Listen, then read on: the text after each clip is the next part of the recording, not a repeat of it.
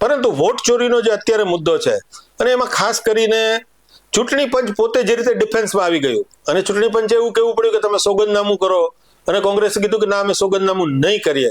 તો આ જે રાજકારણમાં કેવું છે કે રાજકારણમાં તમે દૂધ અને દહીંમાં પગ નથી રાખી શકતા. ઘણા લોકો રાખવા જાય છે, બે ઘોડા ઉપર પગ રાખે તો એ ઊંધા માથે પડતા જ હોય છે આવા લોકો.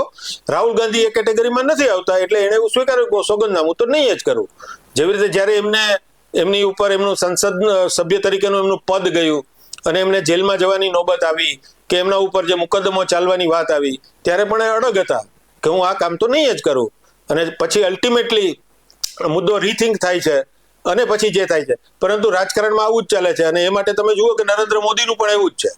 અમેરિકા ગમે એટલું કૂદ્યું કે ભાઈ અમે સીઝ ફાયર કરાવ્યું છે, ક્રેડિટ લેવી હતી એવું માટે ડોનાલ્ડ ટ્રમ્પે એક્સ ઉપર જે પણ કીધું, પણ નરેન્દ્ર મોદી ટસના મસ નહોતા થયા. એવી જ રીતે જે ટેરિફ વોર ચાલુ થઈ ત્યારે પણ નરેન્દ્ર મોદી પોતાના દેશના હિતોના ભોગે ડોનાલ્ડ ટ્રમ્પ સામે ઝૂક્યા નહીં.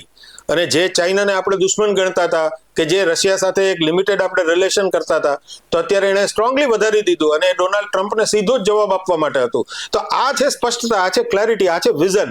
તો એક રાજકારણી હોવું અને એક રાજપુરુષ હોવું, જેને પોલિટિશિયન કહેવામાં આવે અને અંગ્રેજીમાં રાજપુરુષને ડિપ્લોમેટ કહેવામાં આવે. આમાં આસમાન જમીનનો ફરક હોય છે. એ વિચક્ષણ હોય છે, એ વિઝનરી હોય છે, એ લાંબુ વિચારતા હોય છે.